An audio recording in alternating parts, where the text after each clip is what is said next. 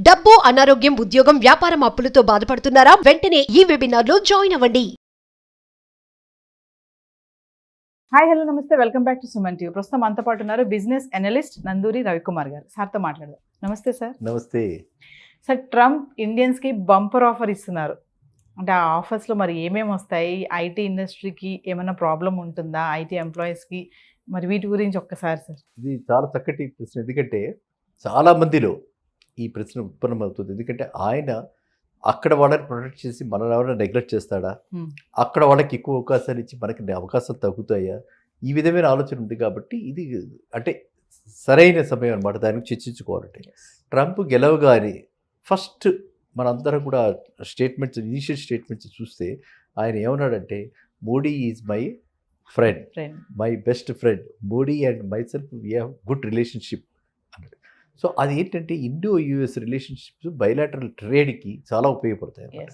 కాబట్టి మన ట్రేడ్, మనకి ఏదైతే బిజినెసెస్ ఉన్నాయో, అంటే మన వ్యాపారాలు, మనం ఏవైతే వ్యాపారం చేస్తున్నామో, ఇండియా ఇంకా రాబోయే కాలంలో మరింత చేయబోతోంది అని దానికి ఒక సంకేతం. అంటే bilateral trade with US is going to increase, that is no doubt. అది ఫస్ట్ వరం మనకి ఫ్రెండ్లీ కంట్రీ అయిపోయింది.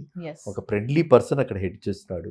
అండ్ దట్టు ఒక ప్రో బిజినెస్ మ్యాన్ కాబట్టి, ఈ himself is a businessman కాబట్టి, ప్రో బిజినెస్ మ్యాన్ ఉన్నాడు కాబట్టి మంచి అనుకూల వాతావరణం కనిపిస్తుంది.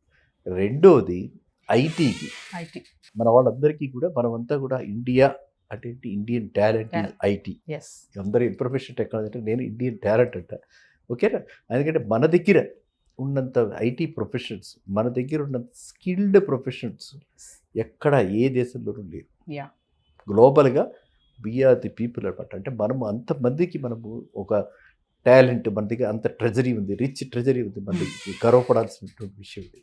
సో ఆ ట్రంప్ ఆయన మనం ఎంత డిపెండెంటో ఆయన మన మీద అంతే డిపెండెంట్ కింద ఆ యుఎస్ కూడా ఉంది. కాబట్టి ఖచ్చితంగా మన టెక్కీస్కి మంచి రోజులు వస్తున్నాయి. మన టెక్కీస్కి మంచి రోజులు వస్తున్నాయంటే పాత టెక్నాలజీస్ పెట్టి కూర్చుంటే రావు. టెక్నాలజీ మారిపోతుంది, రోజు రోజుకి ఫాస్ట్గా చేంజ్ అయిపోతుంది.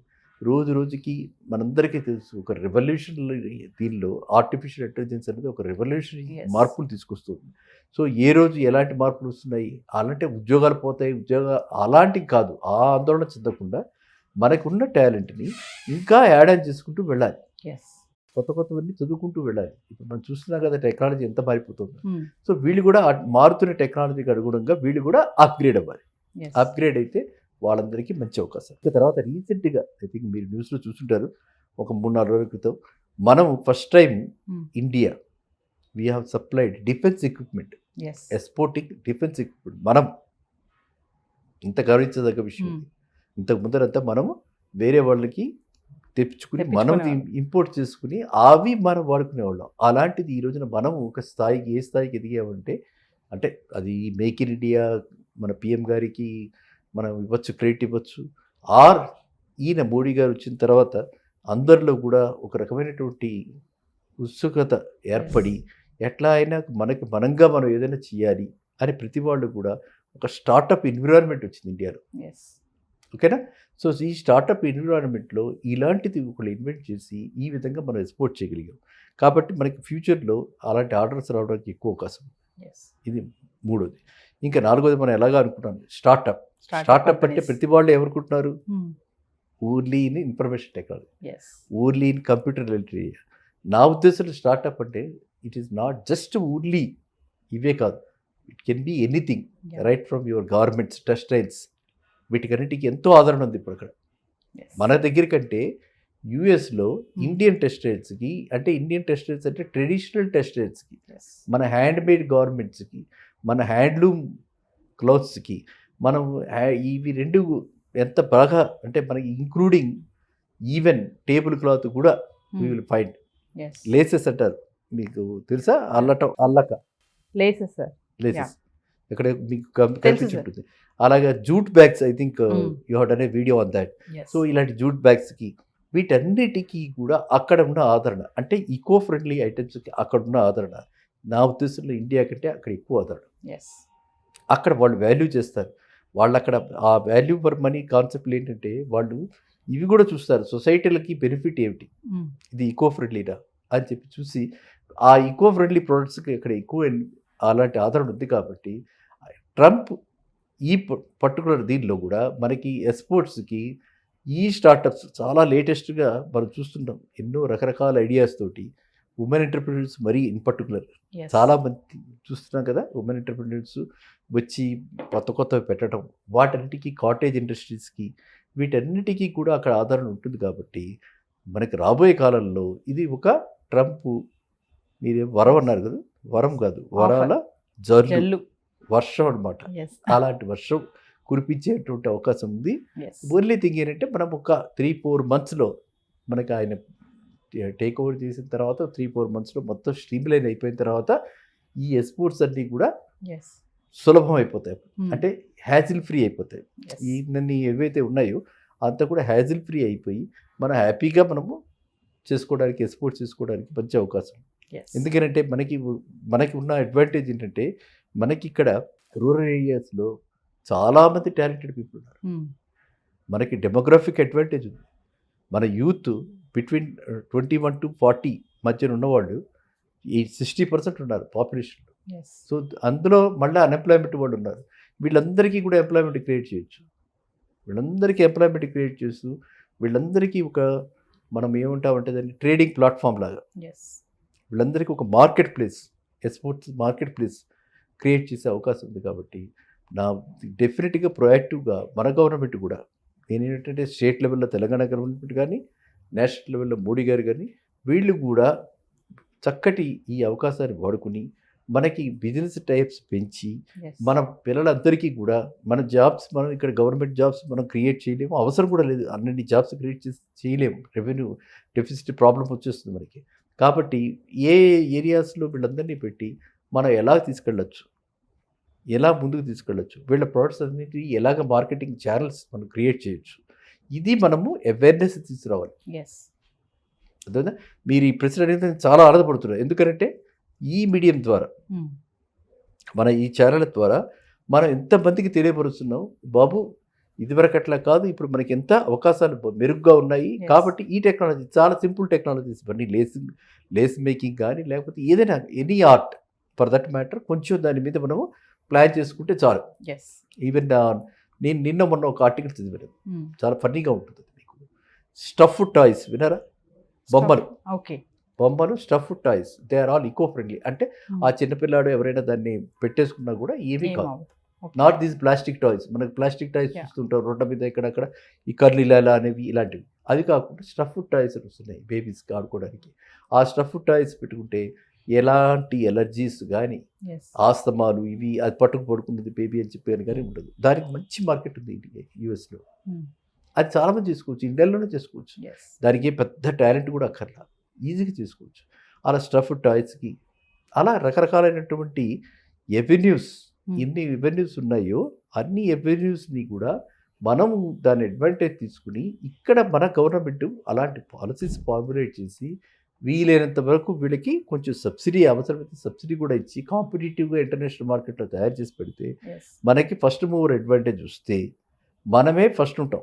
ఉమ్, అదే Yes. ఇంటర్నేషనల్గా మనం చూడాల్సింది ఏంటంటే అటు పక్కన చైనా, ఇటు పక్కన ఎలక్ట్రానిక్స్ జపాన్, ఇటు మనం ఇందులో ఎవరు ముందడుగు వేస్తారు వాళ్ళకి ఫస్ట్ అడ్వాంటేజ్. yes. తర్వాత ఎవరు క్వాలిటీ అండ్ కమిషనేటింగ్గా yes. ప్రైస్ కొంచెం ఎఫోర్డబుల్గా ఉంచి మంచి క్వాలిటీ ప్రొడక్ట్స్ ఇస్తారో వాళ్ళకి మంచి అడ్వాంటేజ్. yes. సో అలాంటి వాటన్నిటికీ కూడా ఇది సరైన సమయం. కాబట్టి ఇట్లాగా మన అవగాహన క్రియేట్ చేసి మన యూత్ అందరినీ కూడా ఎంప్లాయ్మెంట్ కై పరిగెట్టకుండా సెల్ఫ్ ఎంప్లాయ్మెంట్ yes. క్రియేట్ చేసుకోండి. చేసుకుంటే అందరూ కూడా ప్రొడక్టివ్గా ఉంటారు. yes. మనకు అడ్వాంటేజ్ ఏంటి, మనకున్న యూత్ని మనం కనుక ప్రొడక్టివ్గా చేస్తే మన జీడిపి పెరుగుతుంది, yes. నిరుద్యోగ సమస్య పోతుంది, జీడిపి పెరుగుతుంది, కంట్రీ హ్యాపీగా ఉంటుంది. Yeah. కాబట్టి ట్రంప్ రావటము, తర్వాత ట్రంప్ ఈ విధమైనటువంటి ఆలోచనలు పెట్టడము మనకి డెఫినెట్గా కూడా చాలా అడ్వాంటేజెస్. అంటే సార్ ఇప్పుడు ట్రంప్కి చైనా పైన చాలా కొంచెం వ్యతిరేకత ఉంది కదా సార్, మరి ఈ వాణిజ్య విషయంలో మన ఇండియానే సెలెక్ట్ చేసుకుంటుందంటారా ఫైనల్గా? ఇప్పుడు ఈ ప్యాకెట్ తప్పుడే, అవునా? సో ఇప్పుడు ఆయనకేంటి, ఇప్పుడు చాలాసార్లు అంటున్నారు బిజినెస్ మ్యాన్కి ఏం చూస్తారు ఆయన పరంగా ఏంటంటే మనకి ప్రైస్ ఒకటే క్వాలిటీ ఉండి ఎవరు చీపర్ అయితే వాళ్ళు. అందుకే మనం కాంపిటేటివ్గా ఉండాలి, చైనాతో పాటు కాంపిటేటివ్గా ఉండాలంటే ప్రతి వాళ్ళకి అదే గుబులు. చైనా వాడు మనకంటే తక్కువ రేటుకి తయారు చేయగలుగుతాడు, చైనా వాళ్ళు బల్క్ ప్రొడక్షన్ చేస్తారు, చైనా వాళ్ళు మాస్ ప్రొడక్షన్ చేస్తారు, చైనాలో మనకంటే చాలా కమిటెడ్గా వర్కర్స్లో కూడా కమిటెడ్గా చేస్తారు. ఇప్పుడు ఇండియాలో మనకి కొంత మార్పు వచ్చింది. గత దశాబ్దంలో నేను చాలా మార్పు చూస్తున్నాను. ఇదివరకట్లా కాదు, ఇప్పుడు డిగ్నిటీ ఆఫ్ లేబర్ వచ్చింది. ఇదివరకట్లా కాదు, ఇప్పుడు ఎవరైనా సరే ఏ జాబ్ అయినా చేయడానికి రెడీగా ఉన్నారు. అదైతే మనం ఒప్పుకోవాలి, హర్షించాలి. అది చాలా ఆనందదాయకం. కాబట్టి ఇప్పుడు మనము మన యూత్కి చదువుకున్నారు, వాళ్ళు ఇన్నోవేటివ్గా ఆలోచించి చేయగలుగుతున్నారు, ఆన్లైన్లో అన్నీ చేస్తున్నారు. అదేవిధంగా ఇది కూడా మనం వాళ్ళు చూసుకుని మనకు చదువుకున్న పిల్లలు రూరల్ ఏరియాస్లో లో కాస్ట్ ఏంటంటే ఎప్పుడైతే ఇన్ఫ్రాస్ట్రక్చర్ మీద కాస్ట్ తక్కువ ఉంటుందో మనకు ప్రొడక్షన్ కూడా తగ్గుతుంది. అలా గవర్నమెంట్ కూడా వీళ్ళకి ఈ చిన్న చిన్న వాళ్ళందరికీ కూడా అంటే ఈ స్టార్టప్స్ అన్నిటికీ కూడా వాళ్ళు పవర్ టారిఫ్ ఇచ్చారంటే ఆ మాత్రం భారం తగ్గినట్టే కదా. లేకపోతే క్యాపిటల్ సబ్సిడీ కానీ అంటే ఇంపోర్ట్ చేస్తున్నారు for the purpose of export already ఉన్నాయి, కానీ తెలియదు జనాలకి. కొంతవరకు ఉన్నాయి, కొంత జనాలకి తెలియదు. అలా ఇంపోర్టే కాకుండా డొమెస్టిక్గానే మనం చాలా ఇండస్ట్రీస్ ఇంపోర్ట్ సబ్స్టిట్యూట్స్ అంటాం దాన్ని. ఇంపోర్ట్ సబ్స్టిట్యూట్ చేస్తున్న చాలా మటుకు వస్తున్నాయి. ఆ మిషనరీ కొంటాడు, కోయంబత్తూరు నుంచి మిషనరీ కొంటారు, దానికి 30 lakhs ఉంటుంది.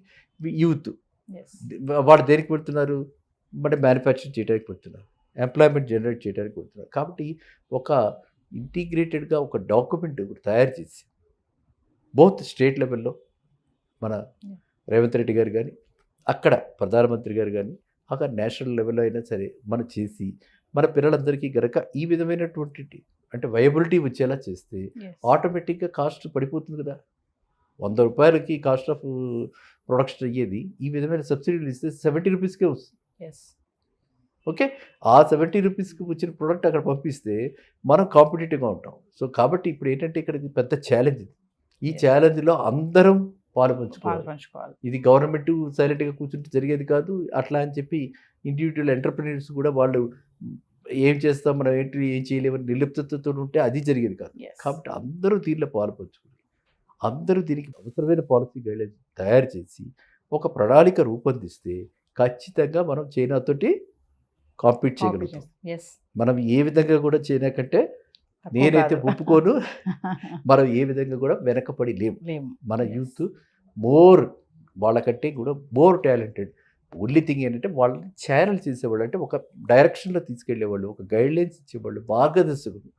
వాడు ముందుకు రావాలి, వాడు జీవితం ఇవ్వాలి, వాడు చేపడితే ఇది ఒక విప్లవాత్మకమైనటువంటి మార్పు రావాలి, వస్తుంది.